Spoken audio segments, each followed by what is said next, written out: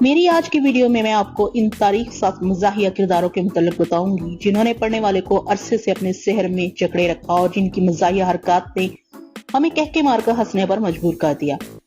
السلام علیکم، میں ہوں سعدیہ اور آپ دیکھ رہے ہیں انفو ہب اردو۔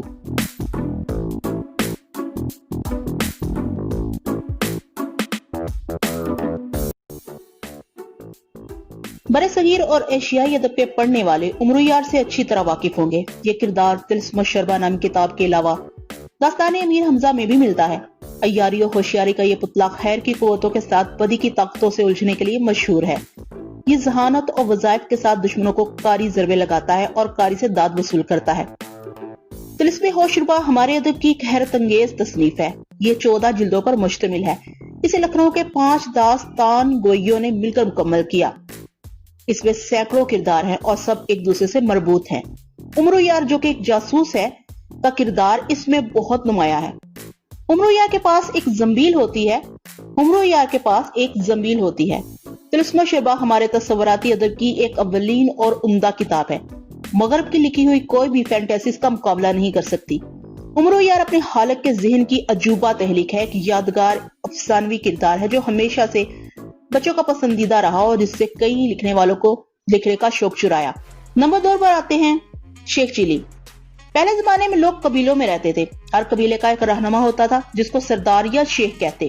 ان قبیلوں میں ایک قبیلہ چلی کے نام سے مشہور تھا جو خیالی پلاؤ پکانے میں اپنا ثانی نہ رکھتا تھا۔ چلی قبیلے کے لوگ اپنے سردار کو شیخ چلی کہتے تھے۔ شیخ چلی اپنے نام کی طرح بڑے بڑے خیالی منصوبے بناتا اور ناکام ہو جاتا۔ ایک دن شیخ چلی ایک شخص سے بڑے بڑے منصوبے بنانے پر بحث کر رہا تھا۔ اس شخص نے شیخ سے کہا، شیخ صاحب آپ اتنے بڑے منصوبے کیوں بناتے ہیں؟ آپ نے تو ایک ہفتے بعد اس دنیا سے کوچ کر جانا ہے۔ یہ سننا تھا کہ شیخ چلی نے قبر کھدوائی اور اس میں لیٹ گیا۔ 6 دن گزر گئے، کچھ نہ ہوا۔ 7ویں دن شیخ نے سوچا کہ یہ ہفتے کا آخری دن ہے۔ موت آئی کی آئی، لیکن اس کے کان میں آواز پڑی، اگر کوئی اللہ کا نیک بندہ یہ انڈے میرے گھر تک پہنچا دے تو میں اسے ایک اشرفی دوں گا۔ شیخ چلی اشرفی کا نام سن کر قبر سے باہر نکل آیا اور انڈے اٹھا لیے۔ مالک بولا انڈے ٹوٹنے نہ پائیں ورنہ ایک پائی نہ دوں گا۔ شیخ چلی بڑے غرور سے بولا، شیخ چلی ہوں، کسی چھوٹے موٹے قبیلے کا سردار نہیں۔ پھر وہ انڈے لے کر چل پڑا۔ خیالوں کی دنیا کا وہ بادشاہ تو تھا ہی، لگا سوچنے، انڈوں کی مزدوری سے اشرفی ملے گی، اشرفی سے مرغی لوں گا، وہ انڈے دے گی، انڈے بیچ کر بکری لوں گا، وہ بچے دے گی، بکری کے بچے بیچ کر گائے لوں گا، وہ دودھ دے گی، میرے بچے دودھ مانگیں گے تو کہوں گا یہ لو۔ اتنا کہنا تھا کہ انڈے گر پڑے۔ مالک بولا ہائے میرے انڈے۔ شیخ بولا ہائے میرے بچے، حالانکہ شیخ کے بچے تو تھے ہی نہیں۔ ہے نا مزے کی بات۔ شیخ چلی کا ہی ایک اور واقعہ ہے۔ شیخ چلی اور اس کی جو بوڑھی ماں محنت مزدوری کر کے اپنا اور اپنے بیٹے کا پیٹ بھرتی تھی۔ ایک دن بڑھیا بیمار ہوگی، گھر میں کھانے کو کچھ نہ تھا۔ رات کو ماں بیٹا دونوں نے فاقہ کیا۔ اگلے دن ماں نے کہا اگر تم کچھ کام کرو جنگل سے لکڑیاں لا کر بیچ دیا کرو تاکہ گزر اوقات ہو سکے۔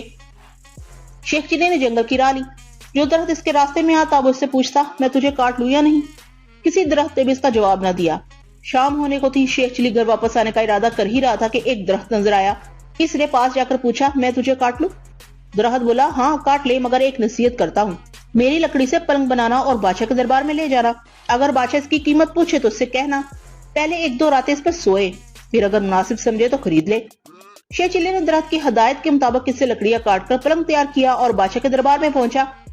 بادشاہ نے قیمت پوچھی تو شیخ چلی نے کہا پہلے آپ اس کو 1-2 رات استعمال کریں، اگر اس میں کوئی خوبی پائے تو انعام کے طور پر جو دل چاہے دے دے۔ بادشاہ حیران ہوا اور شیخ چلی کے کہنے پر نوکروں کو حکم دیا کہ آج یہی پلنگ میرے کمرے میں بچھایا جائے۔ رات ہوئی، بادشاہ اسی پلنگ پر سویا تو آدھی رات کو پلنگ کا ایک پایا بولا آج بادشاہ کی جان خطرے میں ہے۔ دوسرے نے کہا وہ کیسے؟ تیسرا بولا بادشاہ کے جوتے میں کالا سانپ تھا۔ چوتھے نے کہا بادشاہ کو چاہیے کہ صبح جوتے کو اچھی طرح جھاڑ کر پہنے۔ صبح واقعی ایسا ہوا، بادشاہ کے جوتے میں سانپ تھا۔ جوتے جھاڑنے کی وجہ سے سانپ نکل کر بھاگ گیا، اس طرح بادشاہ کی جان محفوظ رہی۔ دوسری رات جب بادشاہ سویا تو پھر پایوں نے باتیں شروع کی۔ ایک بولا تم پلنگ کو سنبھالے رکھو، میں کچھ خبریں جمع کر لوں۔ تینوں پایوں نے پلنگ کو تھامے رکھا۔ چوتھا واپس آیا تو اس نے خبر سنائی کہ بادشاہ کا وزیر سازش کر کے بادشاہ کو ختم کرنے کے بارے میں سوچ رہا ہے۔ پھر دوسرا پایا گیا اور خبر لایا کہ بادشاہ کی بیوی وزیر سے مل کر بادشاہ کو زہر دینا چاہتی ہے۔ تیسرے پائے نے تجویز پیش کی کہ بادشاہ کو چاہیے کہ وزیر کو مروا دے۔ چوتھا پایا گیا اور یہ خبر لایا کہ بادشاہ کو جو دودھ صبح پینے کو دیا جائے گا اس میں زہر ہوگا۔ بادشاہ یہ سب کچھ سن رہا تھا۔ صبح اٹھ کر جب اسے دودھ دیا گیا تو اسے نہ پیا بلکہ ایک بلی کو پلا دیا۔ بلی اسے پیتے ہی مر گئی۔ اس سے بادشاہ کو پتا چل گیا کہ اس کا وزیر اور بیوی دونوں مل کر اس کی زندگی ختم کرنا چاہتے ہیں۔ بادشاہ نے وزیر کو برطرف کر دیا اور ملکہ کو محل سے رخصت کر دیا۔ بادشاہ نے شیخ چلی کو بلایا اور بہت انعام دیا۔ بادشاہ کے دربار میں اس کی عزت ہونے لگی اور دونوں ماں بیٹے بڑے آرام کی زندگی بسر کرنے لگے۔ نمبر 3 پر آتے ہیں ملا نصیر الدین۔ ملا نصیر الدین کا نام تو سنا ہوگا۔ یہ شخص ترکی کا ایک مسخرہ تھا۔ جس طرح ہمارے ہاں ملا دو پیازا اور شیخ چلی کے لطیفے مشہور ہیں، اس طرح ترکی میں ملا نصیر الدین کے لطیفے بھی بڑے مزے لے کر بیان کیے جاتے ہیں۔ کہتے ہیں کہ ملا نصیر الدین یوں تو نہایت عقل مند اور عالم فاضل شخص تھا، مگر لوگوں کی اصلاح اور تفریح کے لیے بیوقوف بنا رہتا اور ایسی ایسی حرکتیں کرتا کہ لوگ ہنس ہنس کر لوٹ پوٹ ہو جاتے۔ ملا نصیر کے پڑوس میں ایک مالدار یہودی رہتا جو اتنا کنجوس تھا کہ کبھی کسی غریب اور محتاج کو ایک پیسہ نہ دیتا تھا۔ ملا نے کئی مرتبہ سے سمجھایا کہ خدا نے تمہیں دولت عطا کی ہے، ایسی اسے غریب اور مفلس لوگوں پر خرچ کیا کرو، لیکن اس نے ملا کی کوئی نصیحت نہ سنی۔ آخر ملا نصیر الدین نے اسے سزا دینے کے لیے ایک ترکیب سوچی۔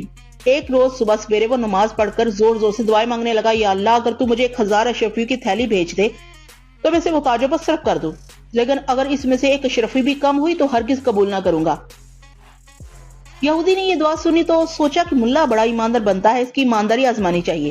یہ سوچ کر اس نے تھیلی میں 999 اشرفیاں بھری اور عین اس کا جبکہ ملا نصیر الدین دعا مانگ رہا تھا، اشرفی سے بھری ہوئی تھیلی اس کے سیر میں پھینک دی۔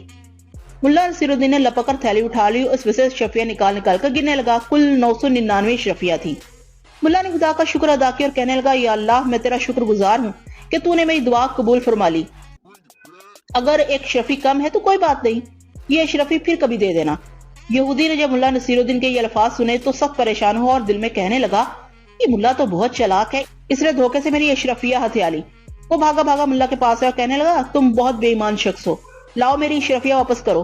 تم نے تو کہا تھا 1000 میں سے ایک اشرفی بھی کم ہوئی تو واپس کر دوں گا، لیکن اب تم 999 اشرفیاں قبول کرنے پر تیار ہو گئے۔ ملا نصیر الدین غصے سے کہنے لگا، تم کون ہوتے ہو مجھ سے اشرفیاں مانگنے والے؟ یہ تو میرے خدا نے مجھے بھیجی ہیں، جاؤ اپنا کام کرو۔ یہودی سیدھا قاضی کی عدالت میں گیا اور ملا کے خلاف مقدمہ دائر کر دیا۔ قاضی صاحب نے یہودی کو حکم دیا کہ ملا نصیر الدین کو بلا لاؤ، ہم ابھی فیصلہ کر دیں گے۔ یہودی نے ملا نصیر الدین کے پاس آ کر کہا، چلو تمہیں قاضی صاحب بلاتے ہیں۔ ملا نے جواب دیا، تم دیکھ رہے ہو کہ میرا لباس پھٹا پرانا ہے، میں اس شرط پر جانے کے لیے تیار ہوں کہ تم مجھے اچھے اچھے کپڑے لا کر دو۔ یہودی نے یہ شرط بھی منظور کر لی، صاف ستھرے کپڑے ملا کو لا کر دے دیے۔ ملا نصیر الدین یہ بیش قیمت لباس پہن چکا تو کہنے لگا، میاں یہودی کیا اتنا قیمتی لباس پہن کر پیدل ہی قاضی کی عدالت میں جاؤں گا؟ لوگ دیکھیں گے تو دل میں کیا کہیں گے؟ جاؤ اپنا گھوڑا لے کے آؤ، اس پر سوار ہو کر جاؤں گا۔ مرتا کیا نہ کرتا، یہودی نے اپنا گھوڑا بھی ملا کے حوالے کر دیا اور ملا صاحب نہایت شان و شوکت سے گھوڑے پر سوار ہو کر قاضی کی عدالت میں پہنچے۔ مقدمہ پیش ہوا۔ قاضی صاحب نے دونوں کو غور سے دیکھا، ملا نصیر الدین کا قیمتی لباس اور سواری کا گھوڑا بھی انہوں نے دیکھا اور یہودی کا لباس بھی، اور یہ بھی محسوس کیا کہ وہ پیدل آیا ہے۔ یہودی نے جب سارا قصہ سنایا تو قاضی صاحب نے ملا نصیر الدین سے پوچھا، ملا صاحب تم اس کے الزام کا کیا جواب دیتے ہو؟ ملا نے جواب دیا، حضور یہ یہودی میرا پڑوسی ہے اور بڑا جھوٹا شخص ہے، ابھی تو یہ کہتا ہے کہ میں نے اس کی 999 اشرفیاں ہتھیا لی ہیں اور کچھ دیر کے بعد کہے گا کہ یہ لباس جو میں پہنے ہوئے ہوں وہ بھی اس کا ہے۔